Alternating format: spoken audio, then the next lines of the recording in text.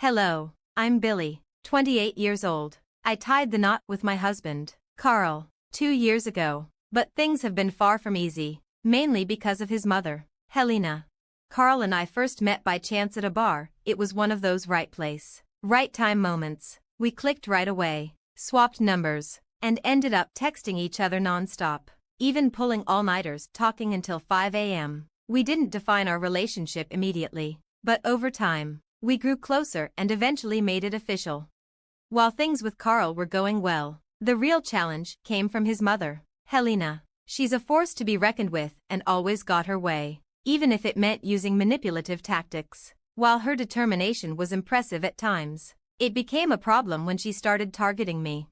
Helena never liked me, convinced that I was after Carl's wealth, despite the fact that I actually earned more than he did. She didn't hide her disdain, often being rude and insulting behind my back. Her attempts to sabotage me ranged from tripping me on purpose to spilling drinks, both cold and scalding, on me. At first, I chalked it up to accidents, but the recurring pattern made it impossible to ignore. I decided to talk to Carl about it, expressing my concerns. He firmly believed his mom just needed more time to warm up to me and brushed off my worries as overreactions. He assured me that she loved me and would come around eventually, even though I wasn't entirely convinced. Still, I decided to trust his judgment and put up with Helena's antics. I made sure to be on my best behavior whenever she was around, hoping that, as Carl had said, she would eventually accept me. I kept a low profile during my visits, speaking only when spoken to, feeling like I had traveled back in time to the 18th century, but I was determined to do whatever it took to win Helena over. Then, one day, something unexpected happened. Helena called me directly, which was unusual since she normally contacted Carl. I answered, unsure of what this sudden move meant. "Hey, Helena, everything okay?" I asked cautiously. "Oh, yes, I just wanted to know if you're free this weekend," she said casually. "Sure, why?" I replied, surprised. "Well, I was thinking maybe we could go out together," Helena suggested. "Just the two of us?" I asked, bewildered. "Yes, I know I've been hard on you, but I want to make it up to you," she said. "All right, where and when?" I asked, still processing the surprise. "I thought we could have lunch at Sand at 1 p.m. It's my favorite spot," she replied. "Sounds fancy," I said, feeling a mix of nerves and excitement. "Oh, it is, so make sure to dress well," she teased. "I will, see you there," I replied before ending the call. I could hardly believe it. Helena wanted to spend time with me? It seemed odd, but I was hopeful that all my efforts were finally paying off. Despite the tension, maybe she was warming up to me after all. I told Carl, and he was relieved that the two most important women in his life were finally getting along. As the weekend approached, I eagerly prepared for our lunch date, carefully selecting an outfit. When the day came, I chose a stylish pantsuit that Carl assured me Helena would approve of. Upon our arrival, Helena gave me a scrutinizing look at my outfit, but didn't comment. I remained optimistic, happy she wasn't criticizing me. Once seated at the restaurant, our waitress came over, and I immediately recognized her name tag, Daisy. It hit me like a ton of bricks. Daisy was my best friend from childhood. We had been inseparable back then, practically sisters, but after her family moved away during 7th grade, we lost touch. The memories of our time together flooded back, and I was stunned to see her after all these years. As Daisy took our orders, I noticed a subtle recognition in her eyes. We exchanged pleasantries, but when she bent down to check our orders, she accidentally spilled water on me. Apologizing profusely, she quickly left a note on my pants. I glanced up at her, confused, but she subtly nodded toward the note as she dabbed at my lap. Curious, I read it discreetly, and it said I needed to meet her in the washroom. I excused myself, perplexed, and made my way there. A few moments later, Daisy walked in, making sure the stalls were empty before pulling me into a tight hug. I returned the embrace, equally shocked and happy to see her again.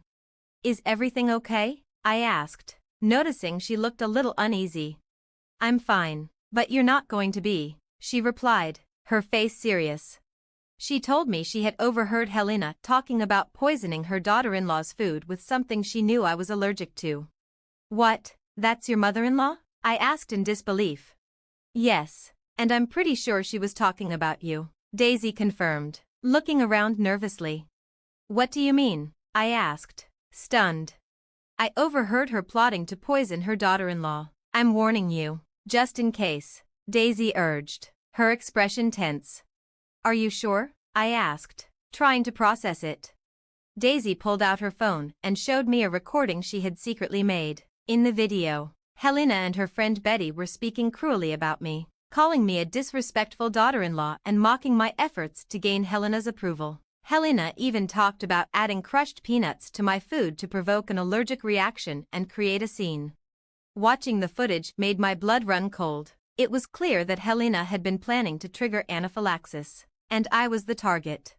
I was beyond grateful to Daisy for the warning. She told me she was just looking out for me, and we exchanged numbers. I thanked her again, and we agreed I would use her as an excuse to leave. I left a generous tip as I made my exit, shaken but thankful for Daisy's timely intervention.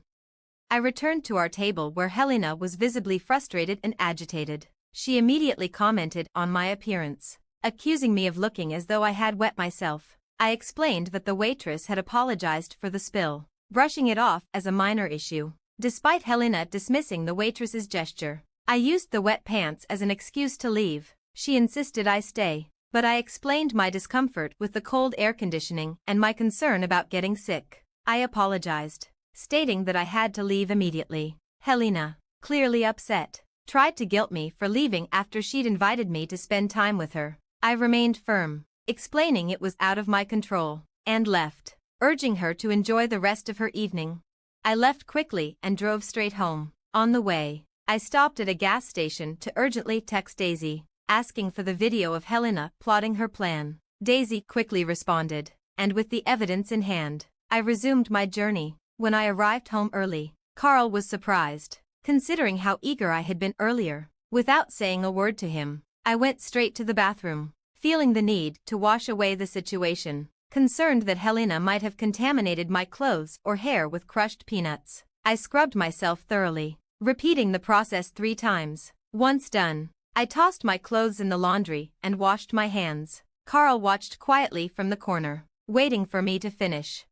After I cleaned up, Carl gently prompted me to explain what had happened, apologizing for my earlier paranoia. I told him I had bumped into an old friend who worked as a waitress at the restaurant. Carl listened, confused, as I explained Daisy's warning about Helena's malicious intentions. Still skeptical, Carl asked for proof, so I played him the recorded conversation. As the video played, Carl's expression shifted from confusion to shock, realizing the depth of his mother's malice. The memory of my previous hospitalization from peanut ingestion resurfaced, deepening his horror. Apologizing profusely, Carl expressed regret for not taking my concerns seriously before. I appreciated his sincerity and accepted his apology, letting go of any lingering resentment. I understood Carl's disbelief. Who could imagine their own mother would try to hurt their spouse? We discussed Helena's plan at length, agreeing that we should avoid seeing her in person ever again to prevent further harm. That night, Helena called Carl to complain about my early departure. Carl was ready for her. "We need to talk about your wife," Helena began. "Yeah, we do. What do you have to say?" Carl responded. "That wife of yours is so disrespectful. She left early after I took time to spend with her. How dare she? You need to leave her if she can't respect your mother. Is she really worth it?" Helena insisted. "Why should she respect my mother when my mother tried to poison her?" Carl shot back. "What? I can't even. What are you talking about?" Helena denied everything. "I have a video of you talking about putting crushed peanuts in her food with Aunt Betty. Whether it was a joke or not, it was sick. I'm glad Billy got out of there quickly. We never want to see you again. We can talk on the phone, but if you show up, we'll release the video and get a restraining order. Goodbye, Mom." Carl firmly ended the call.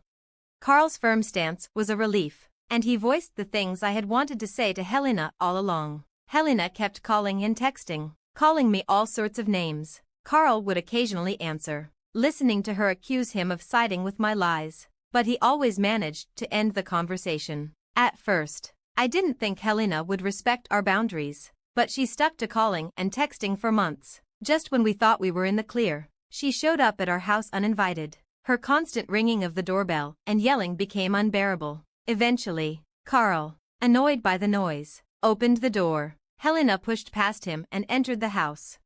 I kept my distance, wary of her anger and potential for causing trouble, though I couldn't resist observing the confrontation. "Mom, what are you doing here? Didn't we?" "Don't start with me, Carl. I'm your mother, and I have a right to know what's going on with your life." "Sure, but you've never actually asked. You've just given me your opinions on my wife." "They're not opinions, they're facts." "I'm sorry I ignored your calls, but you need to leave now." "I'm not leaving until your wife comes here and apologizes for defaming me." "Defaming? She hasn't done anything like that. How can you defend her against your own mother?" "I didn't at first, but then I saw the proof, and I couldn't side with you anymore. So, leave, please." "That proof is made up. I would never try to poison her." "I'm asking you to leave again, or I'll call the police."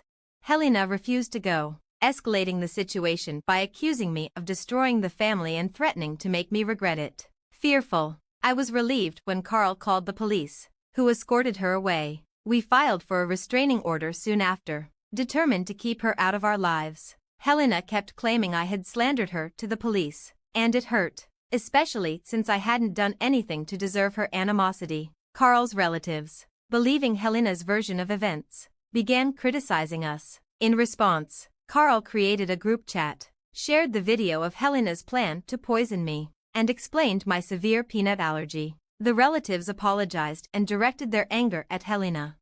Helena, still unwilling to take responsibility, accused us of defaming her again, flooding our phones with messages. After several tough months, we chose to move on, blocking her on all platforms and cutting contact completely. I was thankful for Daisy's support in the whole ordeal, and we rekindled our friendship. With Helena out of our lives, things have started looking up. We're hopeful for a brighter future ahead. Thanks for watching, and see you in the next video. Stay tuned.